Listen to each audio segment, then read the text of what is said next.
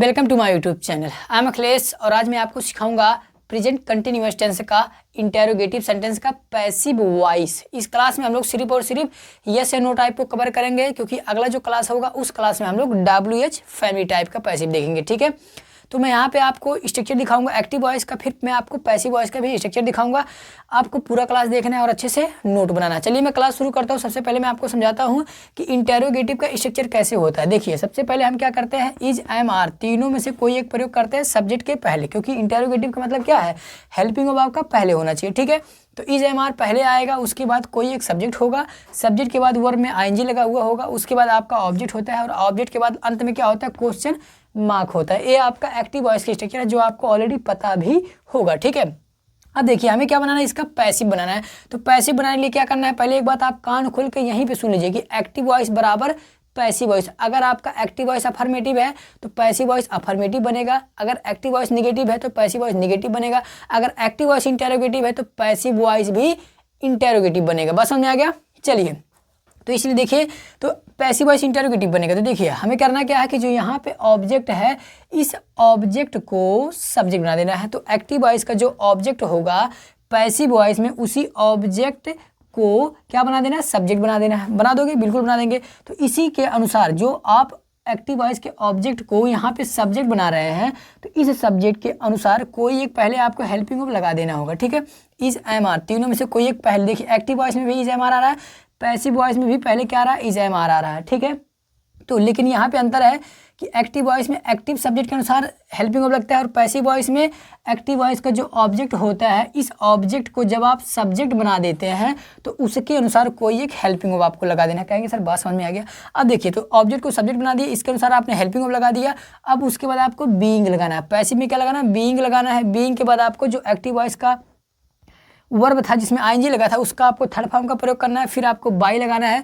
By के बाद जो एक्टिव वॉइस का सब्जेक्ट था, जो देखिए जो एक्टिव वॉइस का यहाँ सब्जेक्ट था, उस सब्जेक्ट का आपको क्या बना देना है, यहाँ पे ऑब्जेक्ट बना देना है। बात समझ में आ गया? बिल्कुल आ गया। अभी एग्जाम्पल देखेंगे तो और अच्छे से बात समझ में आ गया। देखिए पहला एग्जाम्पल क्या लिखा है यहाँ पे, is Ram reviving me. Is Ram reviving me. Reviving का मतलब होता है पुनर्जीवित करना। ठीक है, चलिए देखते हैं इसका पैसिव कैसे बनेगा। तो देखिए ये हेल्पिंग वर्ब है, यहाँ सब्जेक्ट है, ये मेन वर्ब है, यहाँ पे क्या है, ऑब्जेक्ट आया है।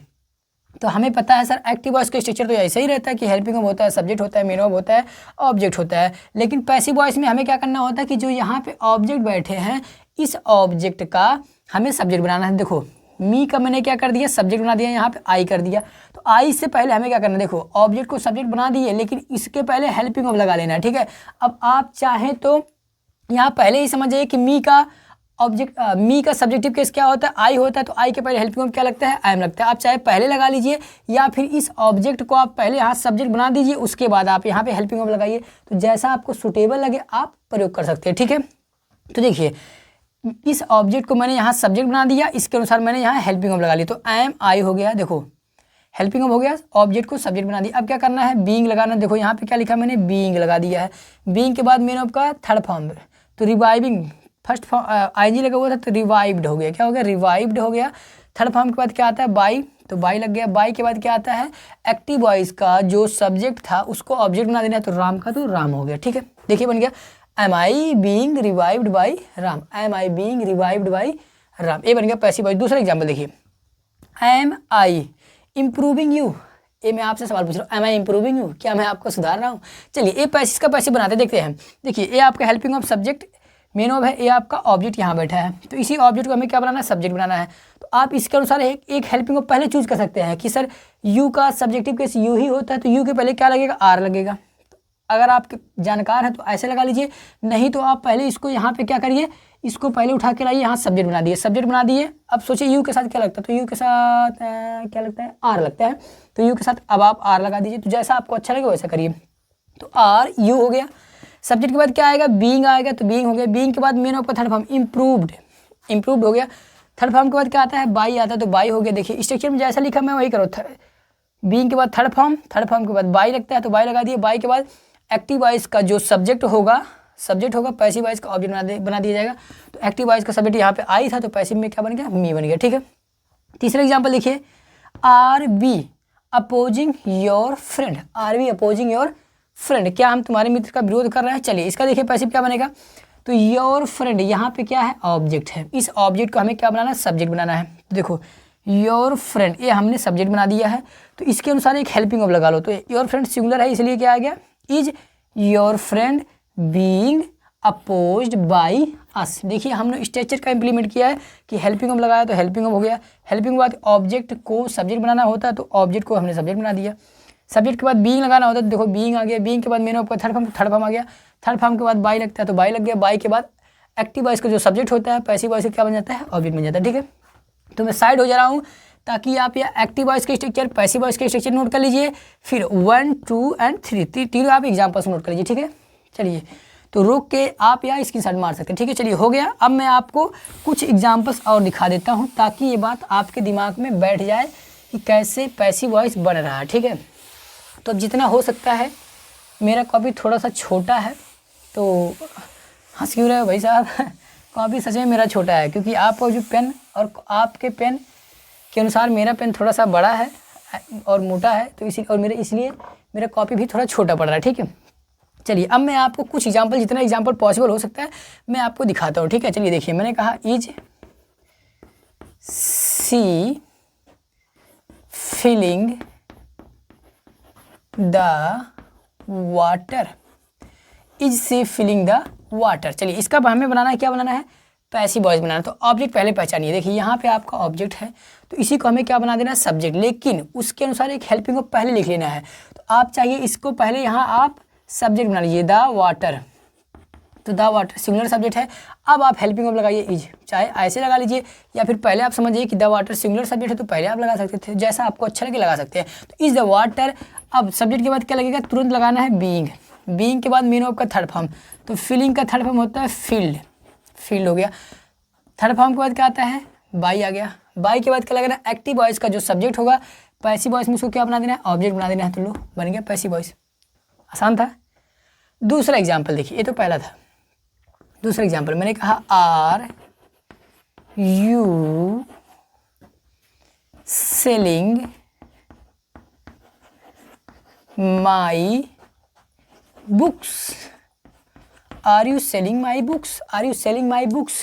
चलिए इसका पैसे बनाते हैं। देखिए ऑब्जेक्ट कहाँ पे है, माई बुक्स, यहाँ पे ऑब्जेक्ट है, इसको हमें क्या बना देना है, सब्जेक्ट। तो माई बुक्स देखो बहुवचन का सब्जेक्ट है, तो इसलिए क्या आएगा यहाँ पे, are my books, are my books being sold by you, by you. लो बन गया पैसिव वॉइस, आसान था, आसान ही था। चलिए तीसरा एग्जाम्पल देखते हैं। मैंने कहा आई सेंडिंग, एम आई सेंडिंग हर, एम आई सेंडिंग हर, क्या मैं उसे भेज रहा हूँ, एम आई सेंडिंग हर। चलिए इसका देखते हैं पैसिव कैसे बनेगा। तो हर यहाँ पे आपका ऑब्जेक्ट है, इसका सब्जेक्ट क्या होगा, सी होगा, लेकिन सी के पहले हेल्पिंग ऑफ इज आ जाएगा। तो इज सी बीइंग, सेंड का थर्ड फॉर्म होता है sent, yes E N T, sent by me. लो बन गया पैसिव। नेक्स्ट एग्जाम्पल, चौथा एग्जाम्पल मैंने कहा are be eating food, are be eating food, क्या हम भोजन कर रहे हैं। चलिए इसका देखिए पैसिव कैसे बनता है। तो फूड यहाँ पे आपका ऑब्जेक्ट है, पैसिव वॉइस क्या बन जाएगा, सब्जेक्ट। तो सब्जेक्ट सिंगुलर है, तो इसलिए इज फूड इज, अरे कितनी बार इज लगाओगे भैया, बीइंग ईटन बाई अस। हो गया, बन गया सेंटेंस। ठीक है, लास्ट एग्जाम्पल, इसके बाद क्लास को करेंगे हम लोग ओवर। एग्जाम्पल नंबर 5 मैंने कहा is he inviting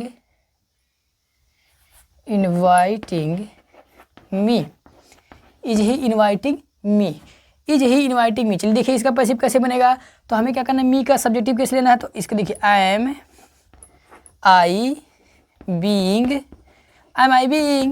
invited by, ही का ऑब्जेक्टिव किसका हो जाएगा, हिम हो जाएगा। ठीक है, देखिए मैंने आपको इतने सेंटेंस पैसे बना के दिखाया, 5 यहाँ पे बना के दिखाया और 3 पहले। मैंने आपको टोटल 8 सेंटेंस बना के दिखाया। आई होप कि आपको प्रेजेंट कंटिन्यूअस टेंस का इंटेरोगेटिव का सेंटेंस आपको अच्छे से समझ में आया होगा। अब आप कर पाएंगे, ठीक है। अब मैं आपको होमवर्क दे रहा हूँ, आपको होमवर्क करना है, ठीक है। कमेंट सेक्शन में करना है and I am gonna check that sentences कि आपने सही बनाया है या गलत बनाया है, ठीक है। तो पहला सेंटेंस है is he making food, is he making food, पहला सेंटेंस हो गया। दूसरा है are you plucking the flower, are you plucking the flowers, 2 sentence हो गया। तीसरा are they buying a toy, are they buying a toy, तीसरा सेंटेंस हो गया। चौथा है is your father saving money, is your father saving money, 4 sentence हो गया। पांचवा है is your mother bringing water, is your mother bringing water, 5 sentence हो गया। एक लास्ट सेंटेंस है